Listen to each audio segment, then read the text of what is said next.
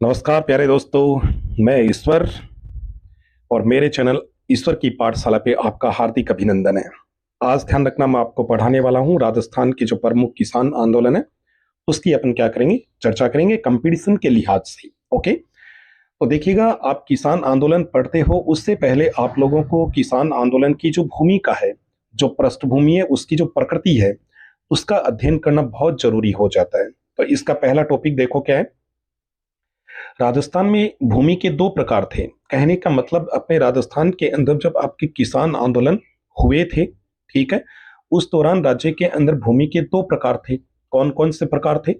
एक था खालसा और दूसरा था जागीर। ठीक है, तो ये खालसा और जागीर क्या होते थे, अब इनकी बात करते हैं। पहला क्या था आपका खालसा और दूसरा क्या आपका जागीर। ओके, तो पहले अपन करेंगे खालसा की बात। जो भूमि सीधी शासक के नियंत्रण में होती थी उसको क्या कहते थे? उसको खालसा कहते थे। कहने का मतलब, जिस भूमि के ऊपर डायरेक्ट किसका नियंत्रण होता था, शासक का, वो सामंतों के अधीन नहीं होती थी।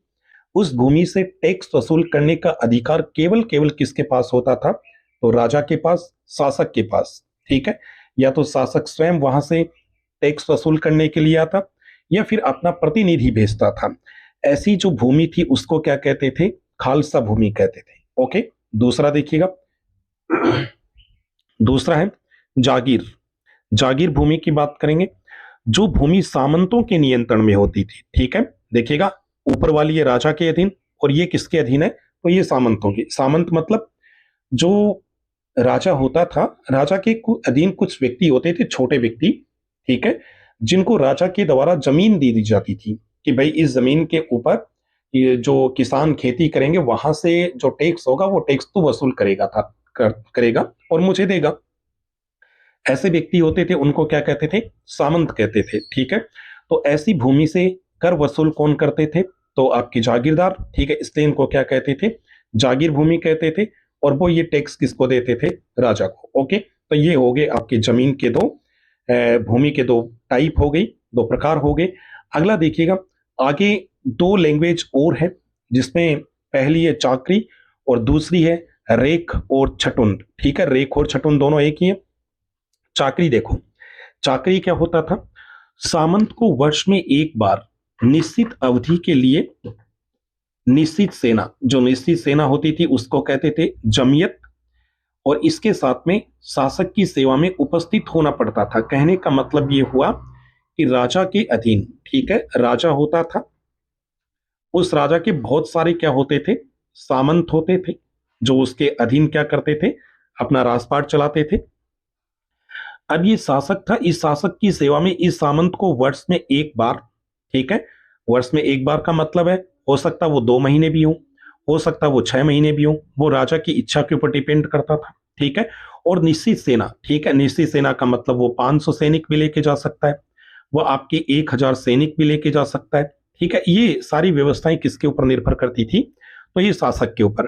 ठीक है, तो इस सामंत इन व्यवस्थाओं के साथ में, ठीक है, और राजा की सेवा में रहता था वर्ष में एक बार, निश्चित समय के लिए, निश्चित अवधि के लिए। ठीक है, तो उसको क्या कहते थे?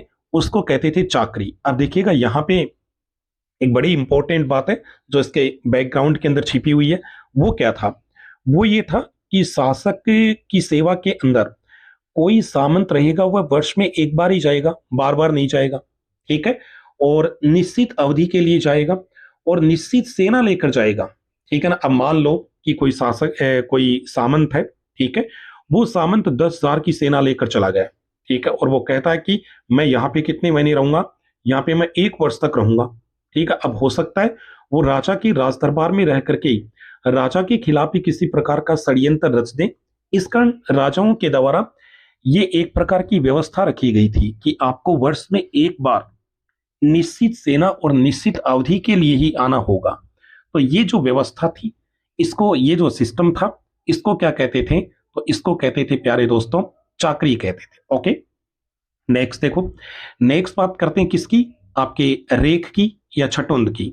ये सबसे पहले आपके RAS प्री के अंदर पूछा गया था कि रेख क्या होता है, छटुंद क्या होता है। उसके बाद में ये बहुत बार पूछ लिया गया। ठीक है, तो देखिएगा, मैं बात कर रहा हूं किसकी? रेख की बात कर रहा हूं। ठीक है ना, तो सामंतों से लिया जाने वाला एक ये टैक्स होता था, ठीक है। और किस प्रकार का टैक्स होता था?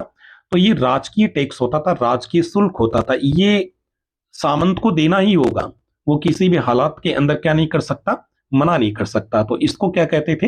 रेख छटुंद कहते थे। इसकी दूसरी परिभाषा देखिएगा, जागीर की जो वार्षिक आय होती थी, उस वार्षिक आय के आधार पर एक निश्चित क्या लगाया जाता था, एक टैक्स लगाया जाता था। उसको क्या कहते थे?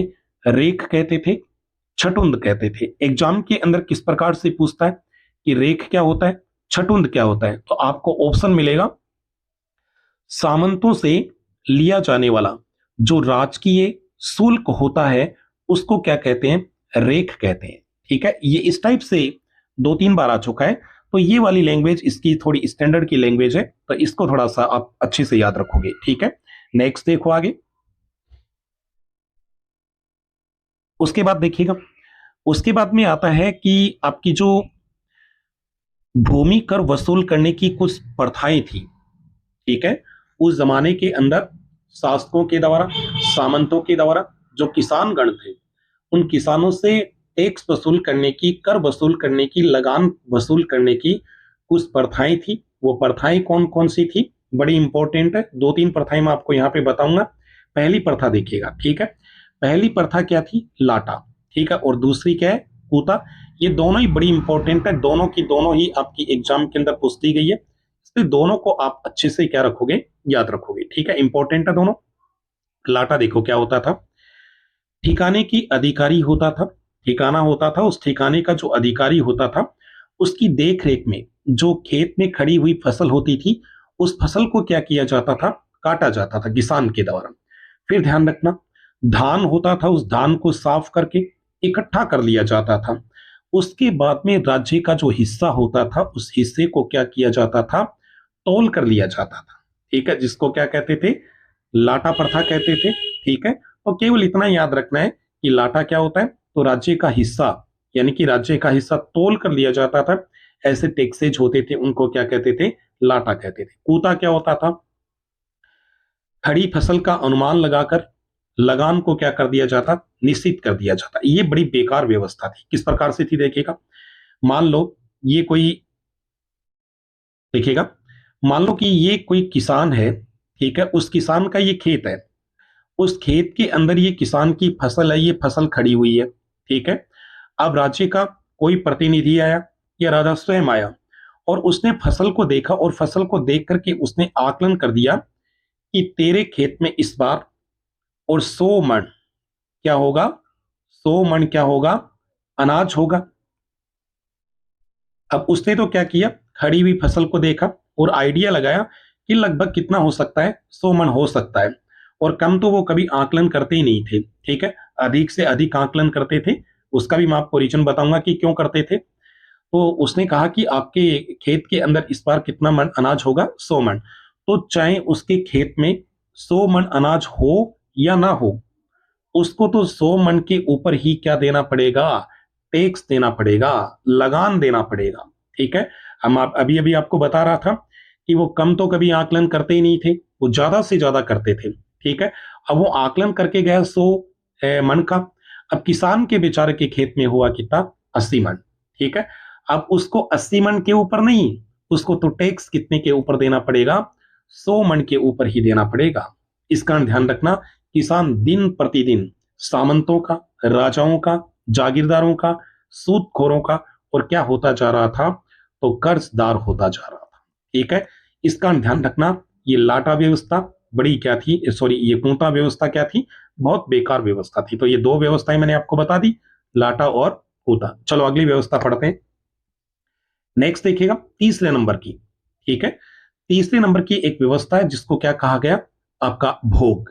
और एक है बिगोड़ी, बिगोड़ी को हासिल भी कहते हैं। ये दोनों ध्यान रखना क्या है? ये दोनों आपकी भूमि के ऊपर लगाए जाने वाले टैक्स हैं, ठीक है। देखिएगा क्या है, ये दोनों आपके भूमि कर है, ये भी भूमि कर है, ये भी क्या है? भूमि कर है, ठीक है। लेकिन दोनों में फर्क होता है, एक लिया जाता है अनाज के रूप में और एक लिया जाता है नगद के रूप में। बस इतना याद रखना है। देखिएगा, अनाज के रूप में लिया जाने वाला जो टैक्स होता था, भूमि टैक्स होता था, भूमि कर होता था, उसको क्या कहते थे? भोग कहते थे, ठीक है।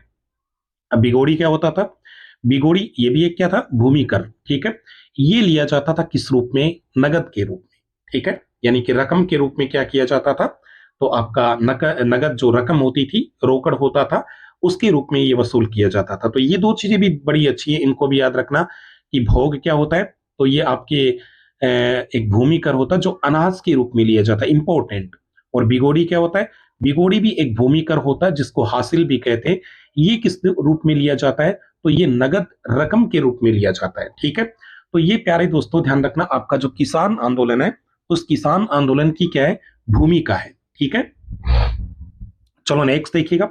आप लोग अगर नोट्स प्राप्त करना चाहते हो तो नोट्स प्राप्ति के लिए आप लोग इस नंबर के ऊपर कांटेक्ट कर सकते हो, 9928315973। जो हस्तलिखित नोट्स है, कलरफुल नोट्स है, ठीक है, बहुत ही व्यवस्था के साथ लिखे गए हैं। और ध्यान रखना गलती तो इसके अंदर शायद ही मिले, ठीक है, क्योंकि बहुत सोच समझ करके, बहुत ही अध्ययन करके इनको क्या किया गया? लिखा गया, ठीक है। तो आगे बढ़ते हैं, चलिएगा नेक्स्ट देखते हैं।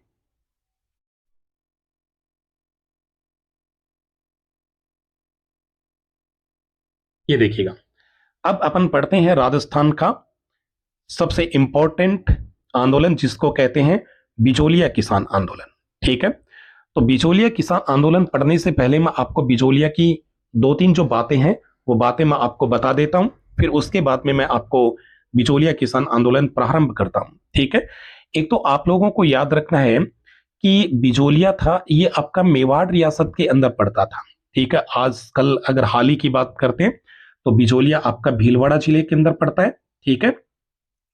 उसके बाद देखिएगा इंपॉर्टेंट बात, बिचौलिया था ये मेवाड़ रियासत की जो पूर्वी सीमा थी, उस पूर्वी सीमा के ऊपर ये स्थित था, ठीक है। जैसे मान लेते हैं कि ये मेवाड़ है, ठीक है, ये मेवाड़ रियासत है, तो ये मेवाड़ रियासत के कौन से हिस्से में था?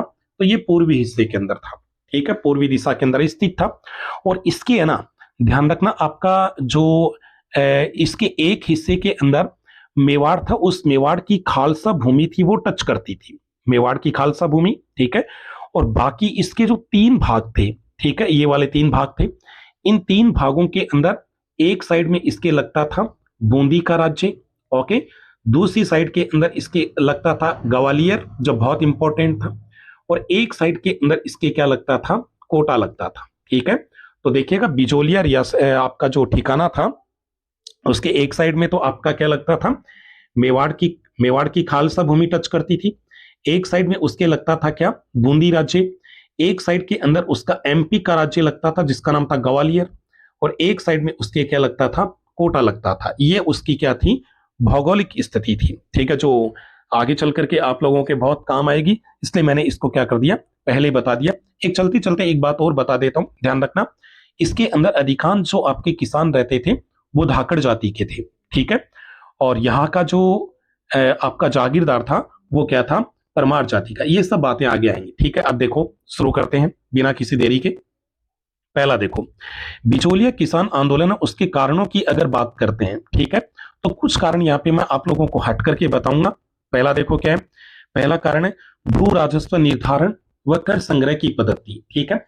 यानी कि जमीन के ऊपर लगने वाला जो कर होता था, टैक्स होता था, ठीक है, उस कर को इकट्ठा करने की कुछ पद्धतियां थी, तरीके थे, ठीक है। जैसे लाटा और पूंता, ये अपन पढ़ चुके हैं, अभी अभी मैंने आपको पढ़ाया। लाटा का मतलब था राज्य का हिस्सा तोल कर लिया जाता था, पूंता का मतलब था खड़ी फसल का आकलन करके उसके ऊपर टैक्सेस लगा दिए जाते थे, ओके। दूसरा देखिएगा, दूसरा क्या है? किसानों के ऊपर 84 प्रकार की क्या लगा दी गई थी? लाग बाग लगा दी गई। ये लाग बाग बड़ी बेकार चीज थी। देखिएगा लाग बाग होता क्या था? राजा के द्वारा, एक मैं इसको सिंपल लैंग्वेज के अंदर अगर आपको बताना चाहूं तो निराधार जो टैक्स होते थे, जिन टैक्सेस का कोई आधार नहीं होता था, उन सभी टैक्सेस को क्या कहते थे? तो आपका क्या कहते थे? लागबाग कहा जाता था। इसके बहुत सारे एग्जाम्पल हैं, वो मैं आपको आगे बताऊंगा। दूसरा देखिएगा, तीसरा है किसानों का एक उद्देश्य शिक्षा व स्वास्थ्य भी था। ये बड़ा इंपॉर्टेंट है दोस्तों, ठीक है। सुनने के अंदर आपको, पढ़ने के अंदर आपको ऐसे लगेगा कि यार ये कैसे हो सकता है, ठीक है। उस जमाने के अंदर शिक्षा और स्वास्थ्य, ठीक है भैया, बिल्कुल है, ठीक है। ऑथेंटिक पुस्तक पढ़िएगा, उसके अंदर ये आपको मिलेंगे सारे के सारे, ठीक है। तो देखो मैं बताता हूं आपको किस प्रकार से। नंबर 3 की बात कर रहा हूं। किसानों का एक उद्देश्य यानी कि किसानों की एक जो मांग थी वो क्या थी? शिक्षा और स्वास्थ्य। कैसे था? देखिएगा, उस जमाने के अंदर जो एक किसान होता था, ठीक है, कौन होता था?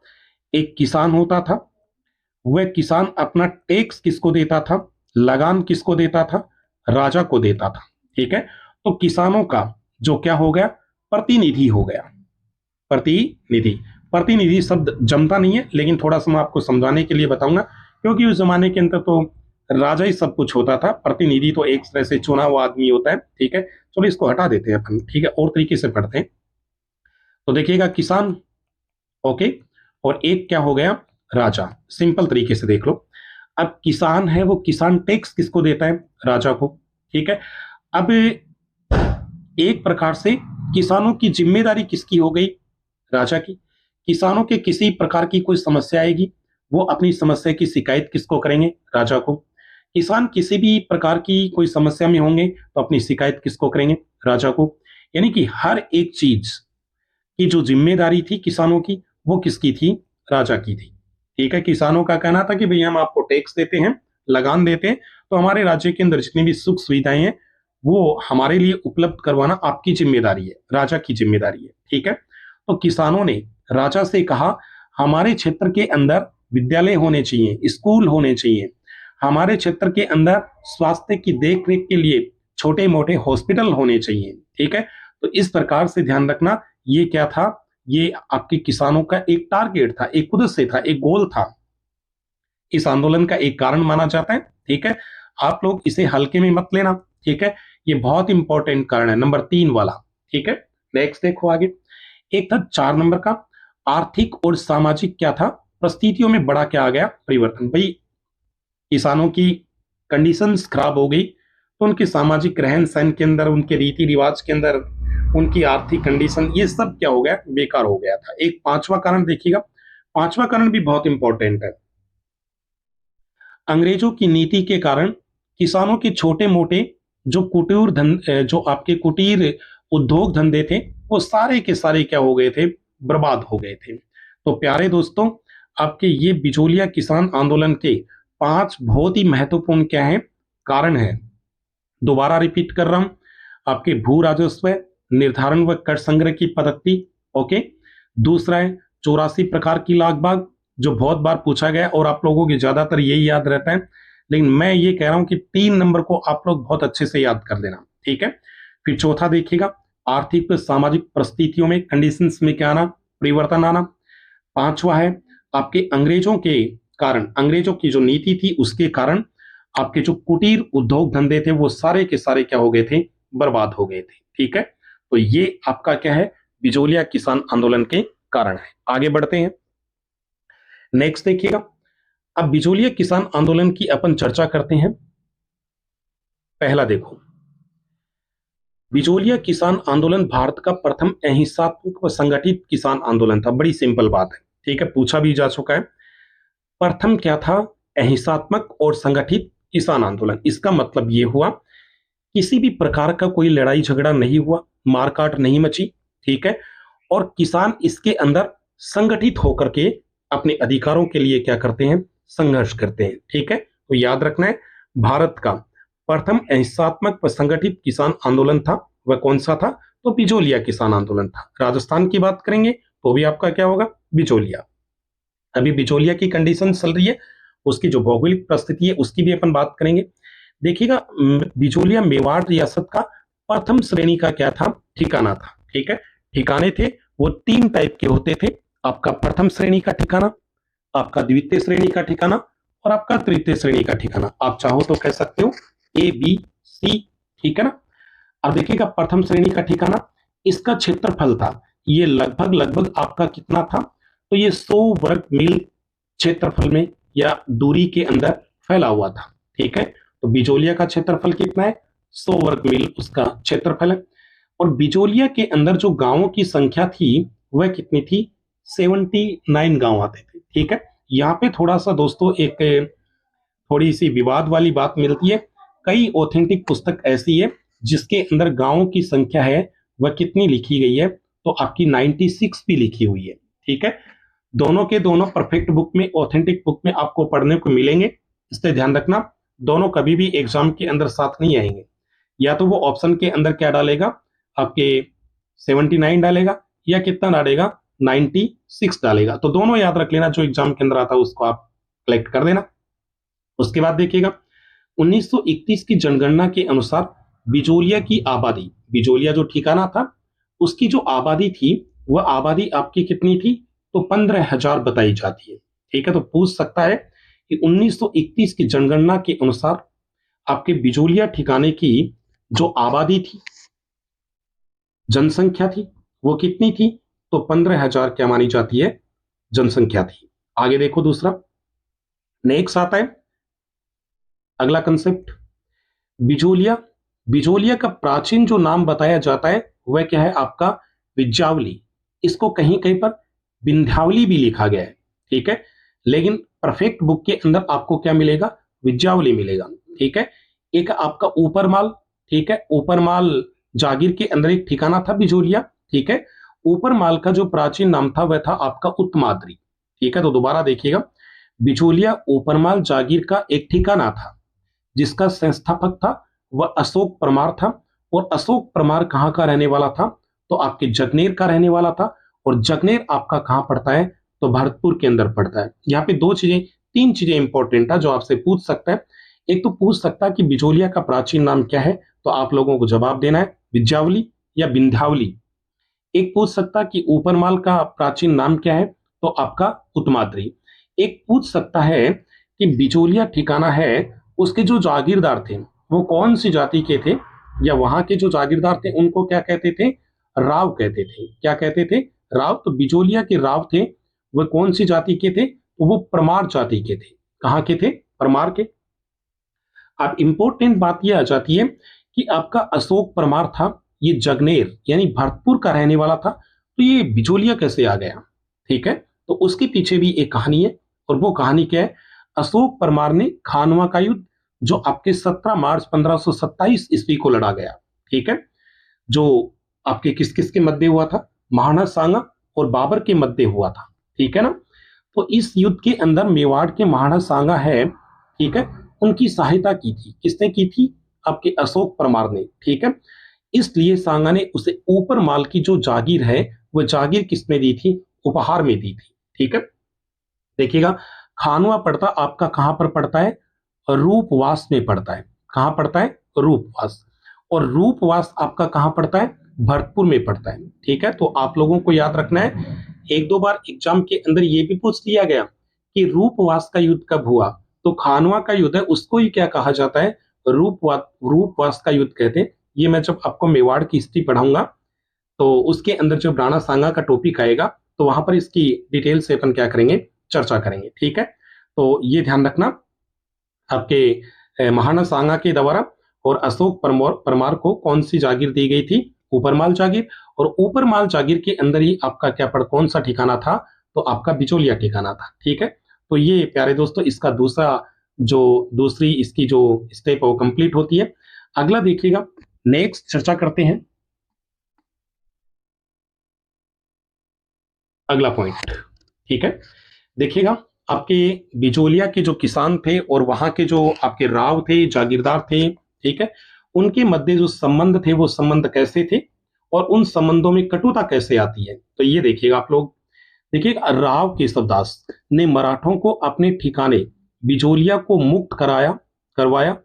इस अभियान में किसानों का बड़ा सहयोग रहा। ये इंपॉर्टेंट चीज है, मैं थोड़ा सा इसको डिटेल से बता देता हूं, आप लोगों को थोड़ा सा पीछे चलना पड़ेगा। ठीक है, देखिएगा, आपकी बात बताई जाती है 1707 ईस्वी की। कब की घटना है, तो 1707 ईस्वी को।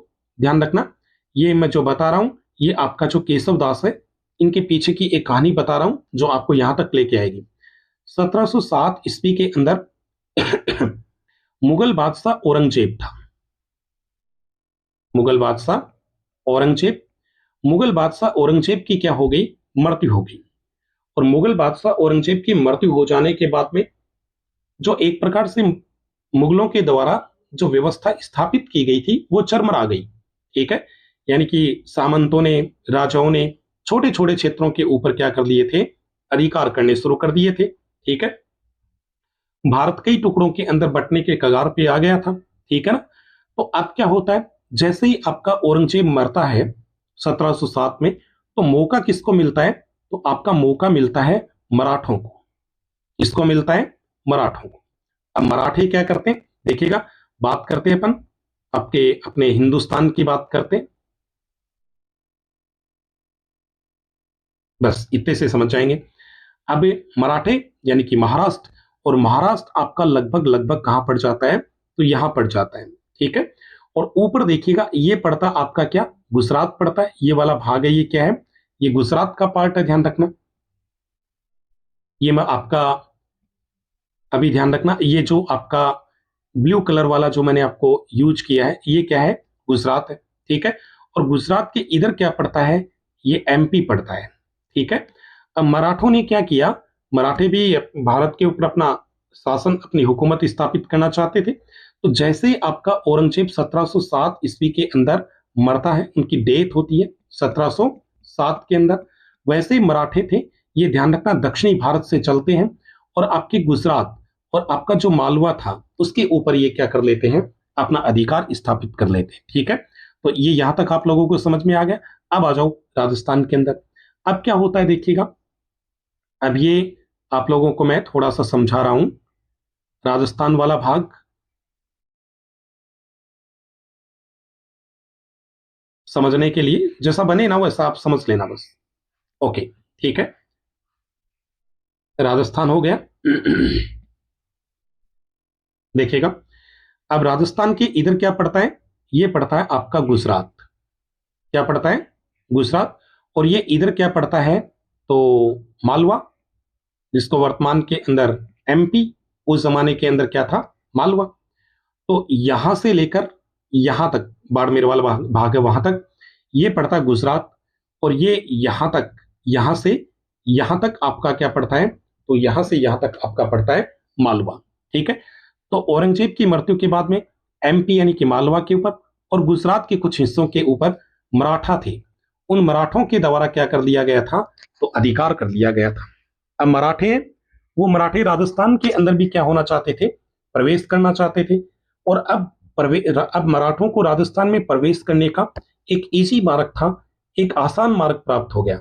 वो गुजरात वाले भाग से भी राजस्थान में घुस सकते थे, वो आपके एमपी वाले भाग से भी राजस्थान में क्या कर सकते थे, प्रवेश कर सकते थे। ठीक है, तो मराठों ने आपका जो मालवा है, इस मालवा का यहां पर एक क्षेत्र पड़ता है जिसका नाम है मंदसौर।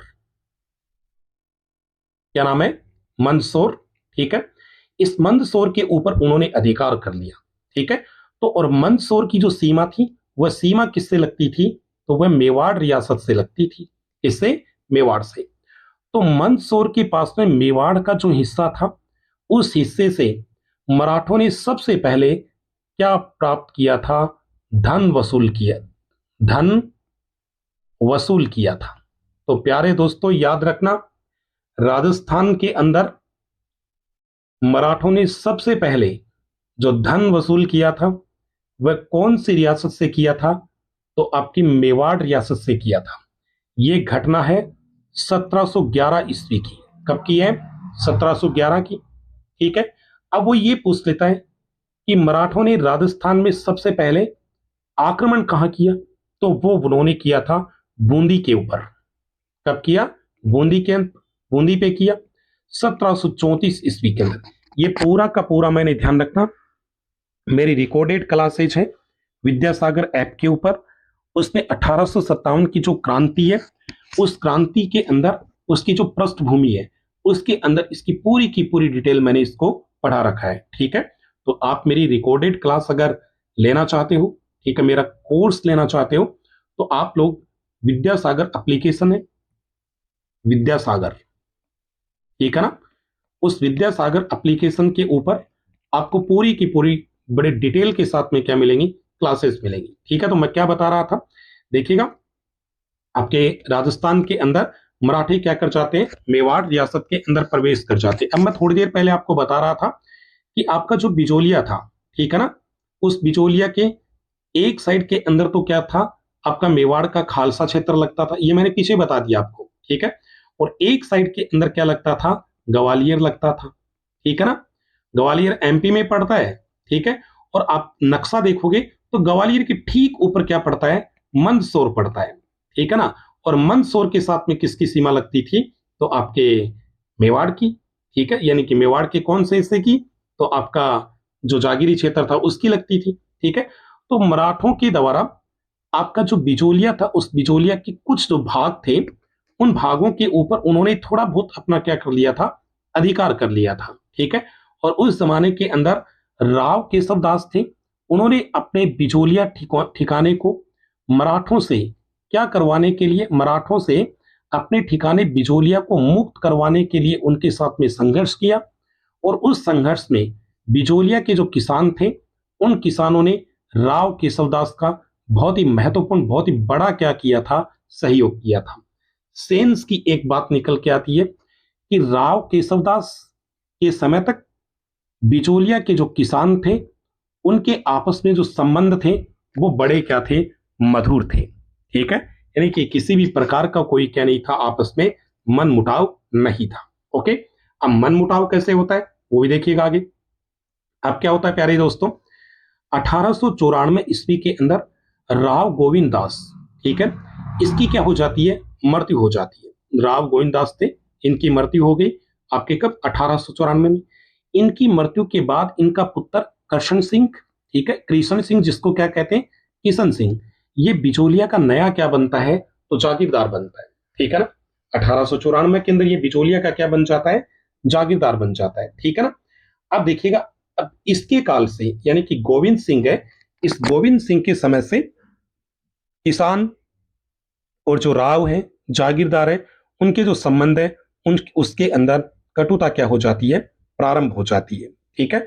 अब इसको पढ़ने से पहले अपन बिचौलिया किसान आंदोलन है उसके चरणों की बात कर लेते हैं। देखिएगा, बिचौलिया किसान आंदोलन मुख्य रूप से अध्ययन की दृष्टि से कितने भागों के अंदर उसे बांटा जाता है, तो 3 भागों के अंदर, 3 चरणों में उसे डिवाइड किया जाता है, ठीक है। उसके प्रथम पार्ट की बात करते हैं तो आपका 1897 से लेकर 1915 तक, दूसरा है 1915 से 1923 तक, तीसरा है आपका 1923 से लेकर 1941 तक, ठीक है। यानी 1893 से प्रारंभ होता है और आपका 1941 तक चलता है, लगभग लगभग 44 वर्षों तक ये चला था, ठीक है। राजस्थान का अवधि की दृष्टि से, समय की दृष्टि से सबसे लंबा चलने वाला किसान आंदोलन था, वह कौन सा था, बिचौलिया किसान आंदोलन, ठीक है। यहाँ चलते चलते मैं आपको एक बात और बता देता हूं, हालांकि आगे वो बात आएगी भी। देखिएगा, समय की दृष्टि की बात करता है, सबसे लंबा चलने वाला किसान आंदोलन बिचौलिया, ठीक है।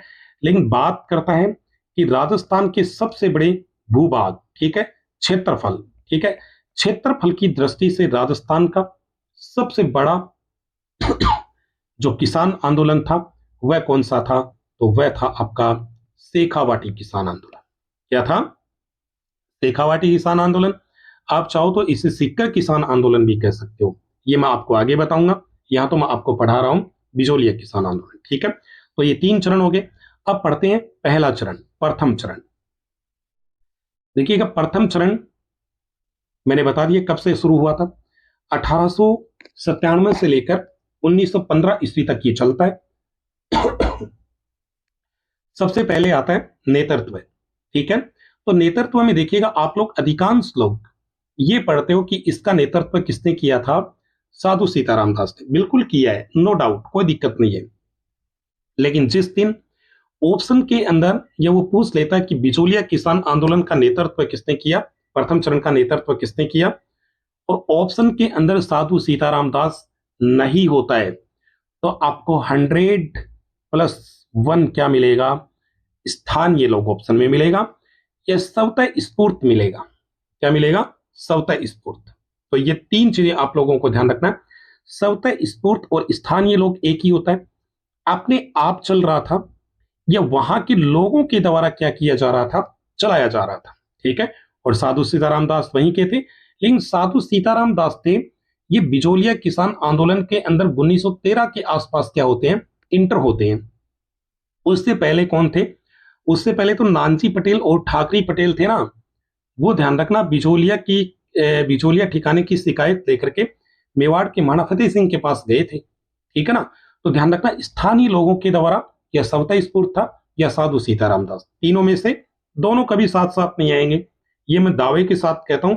ये सारी व्यवस्था, ये पूरी की पूरी जो मैंने आपको बताई है, ये पूरी की पूरी ऑथेंटिक पुस्तक में लिखी है, इससे घबराना नहीं है।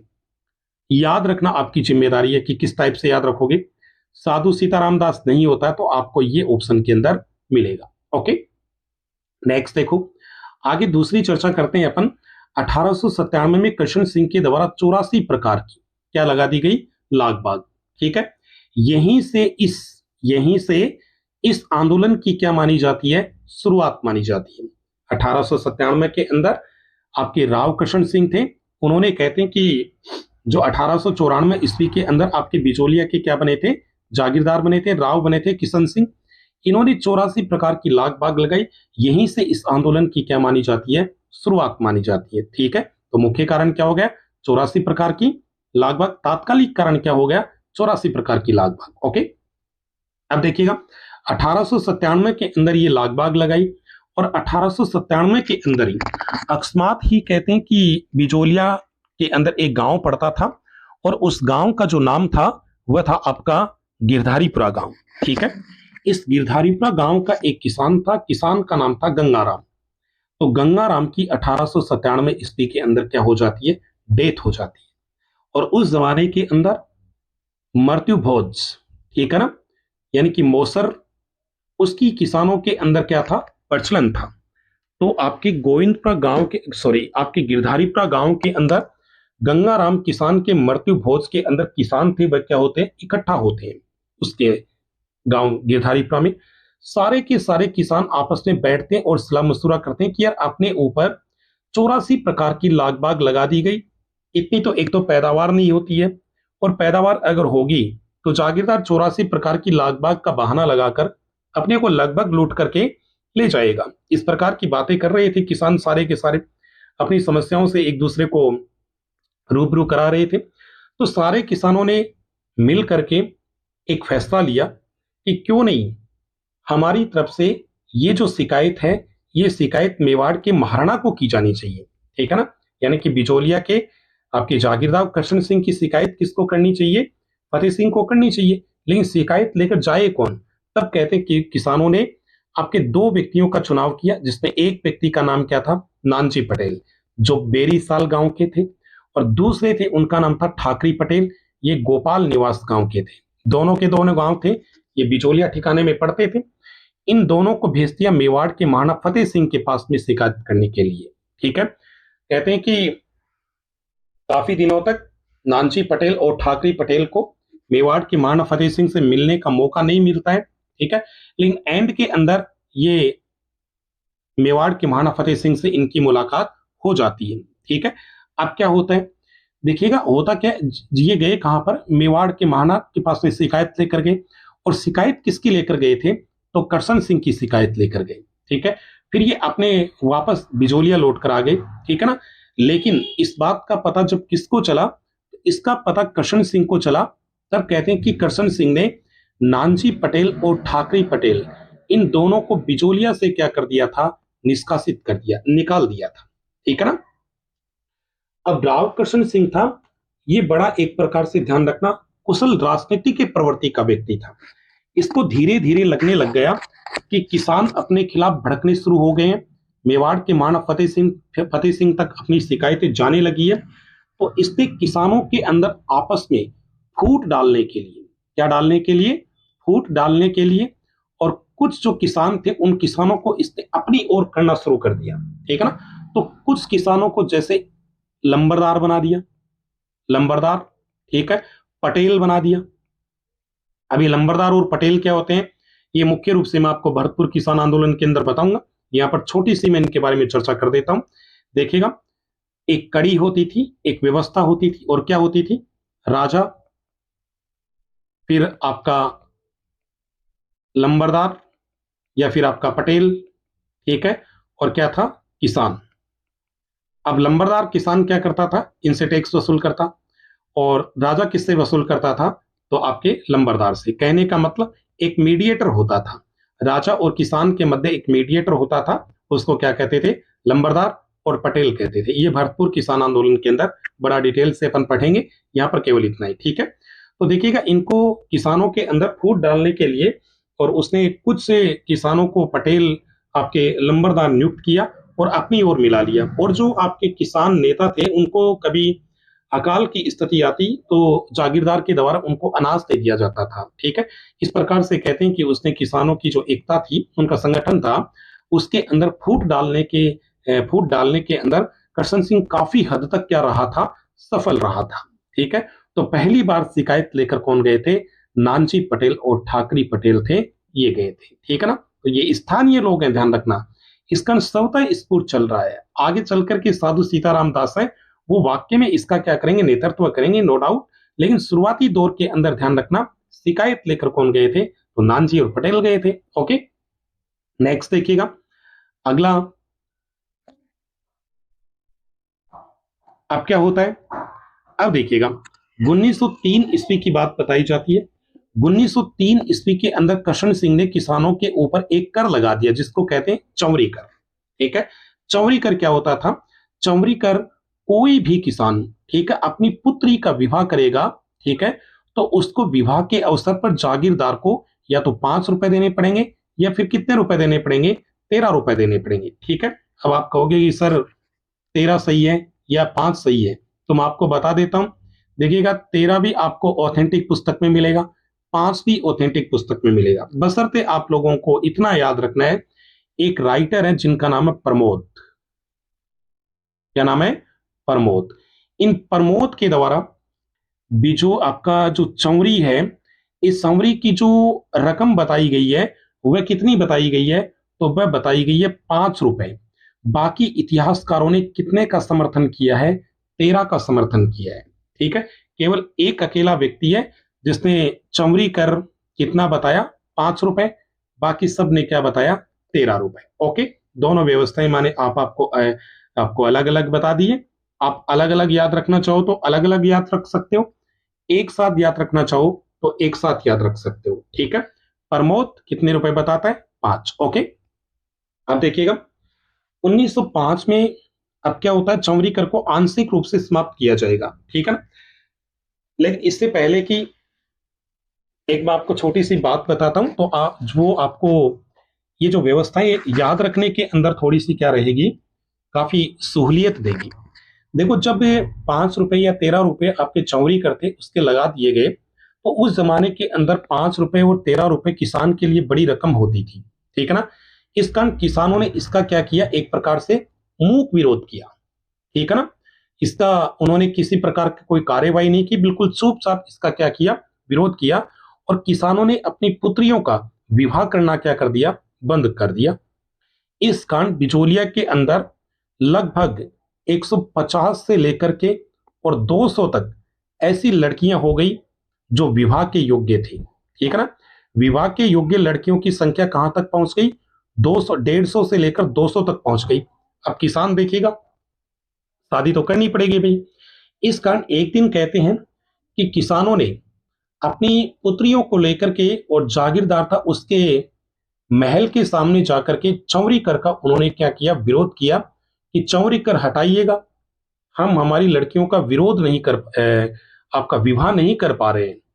तब कहते हैं कि जागीरदार के द्वारा बड़े कटु शब्द कह दिए गए किसानों को, और वो कहा गया कि अपनी पुत्रियों को बाजार में बेच दो, चौरी कर जमा करवा दो, और बाकी जो पुत्रियां रहती है उनका क्या कर दो? विवाह कर दो। किसान को देखिएगा ये बात बड़ी क्या लगी? बुरी लगी, और वास्तव में है भी लगनी, बुरी लगने वाली है। तब कहते कि वहां के किसान ने निर्णय लिया कि देखिएगा, जहां पर बेटियों की कदर नहीं होती वहां का अन्न जल ग्रहण करना भी क्या है? पाप है। इस कारण किसान वहां से आते हैं और उन्होंने तय किया, निश्चित किया कि हमें बिचौलिया में रहना ही नहीं, वो बिचौलिया को छोड़ करके चले जाएंगे। इस कारण किसानों ने वहां से आने के बाद अपनी बैलगाड़ियों में अपना सामान भरा और ग्वालियर के लिए निकल गए। मैं अब बता रहा था ना पीछे कि इसकी सीमा ग्वालियर से भी लगती थी, ठीक है। ग्वालियर निकल गए, ग्वालियर चले जाते। अब दूसरे दिन इस बात का पता चलता है किसको, करशन सिंह को, राव करशन सिंह को इसको पता चला कि भाई किसान तो चले गए, अब खेती कौन करेगा, राज्य की सॉरी आपके ठिकाने की तो आर्थिक स्थिति वो बहुत क्या हो जाएगी, कमजोर हो जाएगी। इस कारण कहते हैं कि दूसरे दिन स्वयं राव कृष्ण सिंह किसानों के पास जाता है और जाकर के माफी मांगता है और कहता कि चौवरी कर को क्या कर दिया जाएगा, समाप्त कर दिया जाएगा। क्या कर दिया जाएगा, समाप्त कर दिया जाएगा। और उनको ऐसा कह करके वो वापस ले आता है। ठीक है, ये घटना है 1904 की। उनके साथ में समझौता कर लेता है कौन, करशन सिंह, किसानों के साथ में ग्वालियर से उनको वापस ले आता है। और 1905 के अंदर जो चौवरी कर था, उस चौवरी कर को आपका आंशिक रूप से क्या कर दिया गया, समाप्त कर दिया गया। कंप्लीट रूप से समाप्त नहीं किया गया, आंशिक रूप से समाप्त किया गया, जिसका मतलब होता है कि चौवरी कर का कुछ भाग समाप्त कर दिया गया और कुछ भाग छोड़ दिया गया। कुछ इतिहासकार तो ऐसा कहते हैं कि चौवरी कर को क्या कर दिया था, आधा कर दिया था।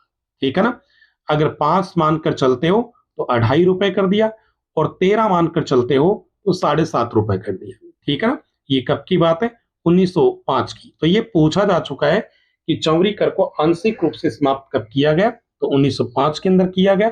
लगाया कब गया, तो 1903 में लगाया। किसने, करशन सिंह ने लगाया। ओके, अब देखिएगा होता क्या है, 1906 के अंदर एक बहुत बड़ा परिवर्तन आता है। और वो परिवर्तन क्या आता है, 1906 में करशन सिंह उसकी क्या हो जाती है, मृत्यु हो जाती है। अब करशन सिंह मरा, उस समय उस करशन सिंह के कोई पुत्र नहीं था। इस कारण उसने अपना एक दत्तक पुत्र, उसका गोद लिया हुआ एक पुत्र था जिसका नाम था पृथ्वी सिंह। और पृथ्वी सिंह कहाँ का था, कामा का। कामा उस दौरान भरतपुर के अंदर पड़ता था। ठीक है ना, आज भी भरतपुर में ही है, नया जिला बना दिया, हो सकता है चेंजमेंट हो जाए, वो एक अलग बात है। ठीक है ना, तो आपका पृथ्वी सिंह कहाँ का था, तो ये आपका कामा का रहने वाला था। ये एक नया क्या बनता है, तो नया क्या बन जाता है, जागीरदार बन जाता है। ठीक है, क्या बन गया, एक मिनट, ओके, क्या बन गया, नया बना जागीरदार। अब इसने क्या किया, इसने कहते हैं कि एक नया टैक्स लगा दिया, तलवार बंधाई। ओके, उत्तराधिकार शुल्क, नजराना, भेंट कर, ये लगा दिया। ठीक है, अब ये क्या होता था, ये मैं थोड़ा सा आपको 2 लाइनों में बता देता हूं। देखिएगा, कोई भी किसी ठिकाने का, किसी ठिकाने का नया क्या बनता, जागीरदार बनता। ठीक है, तो कहते हैं कि उस जागीरदार को राजकीय राजकीय चिन्ह थे, राजकीय चिन्ह, राजकीय चिन्ह धारण करवाने के लिए या तो स्वयं कौन आता था, महाराणा, महाराणा आते थे।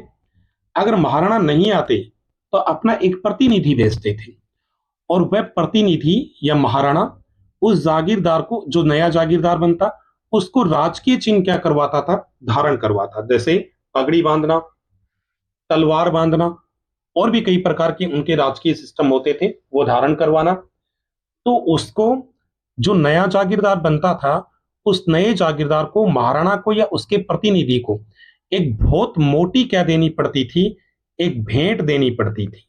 ठीक है, भेंट यानी कि उपहार देना पड़ता था, यानी कि उसे पैसा देना पड़ता था, उसे रकम देनी पड़ती थी और बहुत मोटी रकम देनी पड़ती थी। ठीक है, इस कारण कहते हैं कि उसकी कंडीशन खराब हो जाती थी। ठीक है, या खराब नहीं होती थी, तो जो पैसा वह आपके महाराणा को या प्रतिनिधि को देता, वह आपके जनता से वसूल करता। ठीक है ना, तो करशन सिंह ने भी वैसा ही किया। करशन सिंह 1906 में बना। ठीक है, उसको राजकीय चिन्ह धारण करवाए गए, तलवार बंधाई गई। ठीक है, उसको उत्तराधिकार सौंपा गया। तो उसने नजराना भेंट कर था, वो किसको दिया, महाराणा को दिया। तो उसने ये टैक्स वसूल करने के लिए जनता के ऊपर और कौन सा टैक्स लगा दिया था, आपका तलवार बंधाई, उत्तराधिकार या नजराना भेंट टैक्स लगा दिया था। ठीक है, तो याद रखना है, इस लाइन से केवल 2 ही टाइप के क्वेश्चन बनेंगे कि आपका तलवार बंधाई कर किसने लगाया, आपके करशन सिंह ने, और कब लगाया, 1906 में। ओके, एक इंपॉर्टेंट चीज देखिएगा, पूरे राजस्थान के अंदर एकमात्र जैसलमेर ही ऐसी रियासत थी जहां पर किसी भी प्रकार का उत्तराधिकार शुल्क नहीं लिया जाता था। बाकी हर रियासत के अंदर ये टैक्स था, ये टैक्स लिया जाता था। अब चलिएगा 1913 का कंसेप्ट पढ़ाता हूं। 1913 में किसानों ने भूमि को पड़त छोड़ दिया। अब देखिएगा अपन पढ़ रहे थे 1906, ठीक है, डायरेक्ट कहा गए 1913 के अंदर। इसकी बीच की बातें कहा गई, तो इसकी बीच की बातें मैं आपको केवल केवल दो शब्दों के अंदर समझा देता हूं, ठीक है।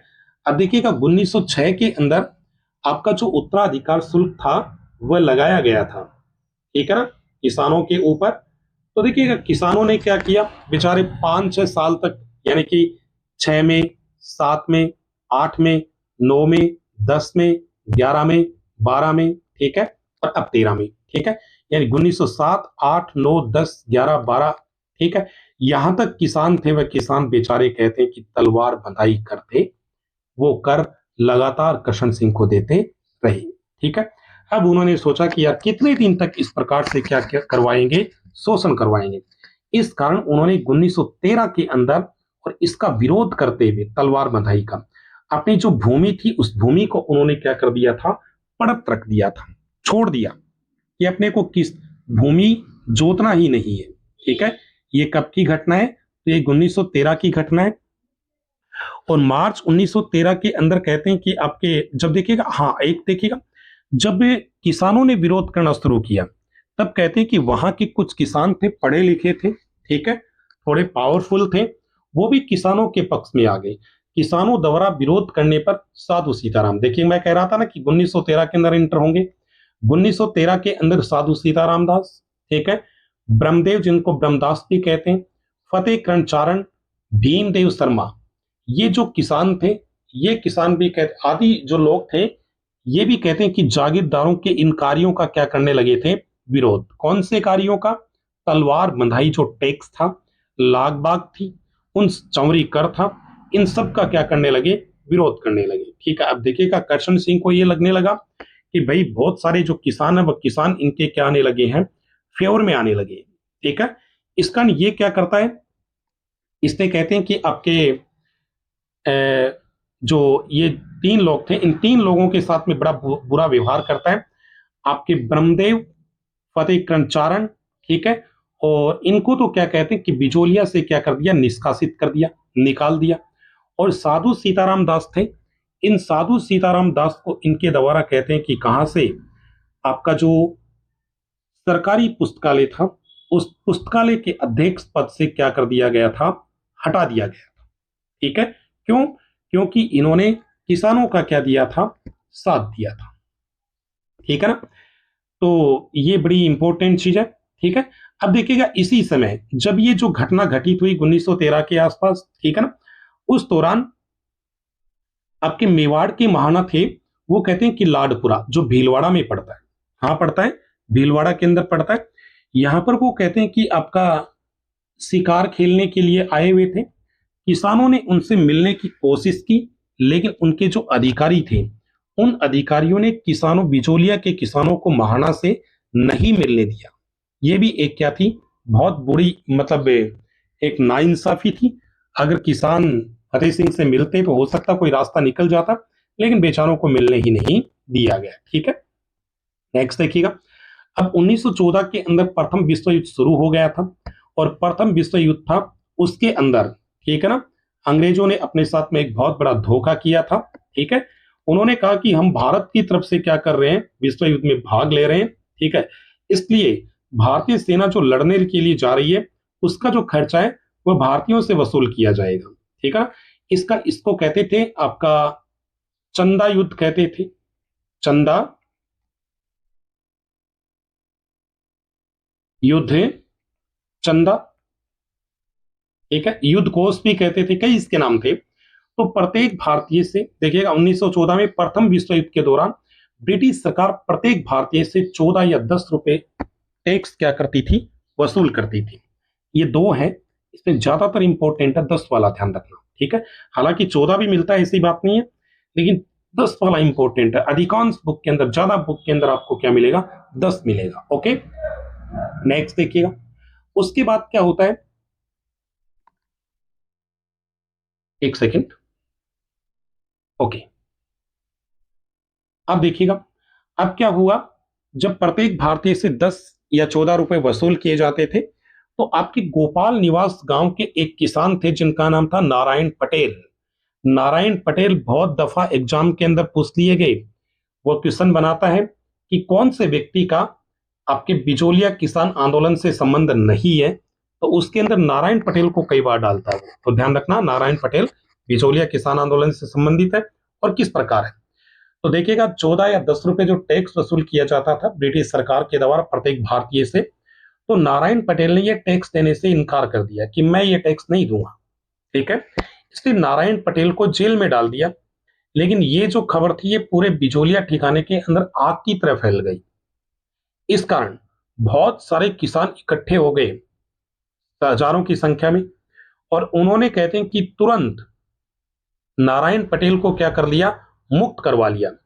ये बिचौलिया के किसानों की प्रथम क्या कहलाती है, विजय कहलाती है। इंपॉर्टेंट कंसेप्ट है, बिचौलिया के किसानों की प्रथम विजय क्या कहलाती है, तो नारायण पटेल को जेल से रिहा करवाना उनकी क्या कहलाती है, प्रथम विजय कहलाती है। इस दौरान उन्होंने एक नारा भी दिया किसानों ने, इन्हें छोड़ दो या हमें जेल दो, या तो नारायण पटेल को छोड़ दो या हमें भी क्या कर दो, जेल में डाल दो, ठीक है। ये क्या दिया गया था, नारा दिया गया था।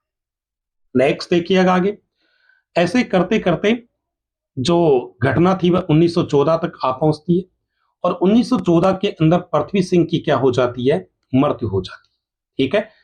इसके बाद इनका पुत्र केसरी सिंह था, वह बिचौलिया का नया क्या बनता है, जागीरदार। लेकिन ये क्या था, अल्पवयस्क था, आयु में छोटा था, आपके जागीरदार बनने योग्य नहीं था, ठीक है। इसलिए ध्यान रखना, केवल पद की पूर्ति करने के लिए केसरी सिंह को बिचौलिया का क्या बना दिया गया, जागीरदार बना दिया गया। लेकिन वहां का जो प्रशासन था, बिचौलिया जागीर का जो प्रशासन था, वह प्रशासन किसके अधीन हो गया, court of wards. Court of wards का मतलब है दोस्तों, मेवाड़ रियासत कह सकते हो, या महाराणा के अधीन हो गया, या मेवाड़ रियासत के अधीन हो गया, उसके नियंत्रण में चला गया। अब देखिएगा, इसके लिए जो कानून कायदे होंगे, जो टैक्सेज होंगे, वह कौन निर्धारित करेगा, बिचौलिया के किसानों के ऊपर। पहले तो जागीरदार लगा देता था, अब जागीरदार अल्पवयस्क है, इस कारण वहां का प्रशासन कहां चला गया, कोर्ट ऑफ वार्ड्स में, यानी कि महाराणा के पास। अब बिचौलिया जागीर यानी कि ठिकाना है, उसके लिए जितने भी कानून कायदे टैक्सेज होंगे वह निर्धारित कौन करेगा, महाराणा क्या करेगा, निर्धारित करेगा, ठीक है।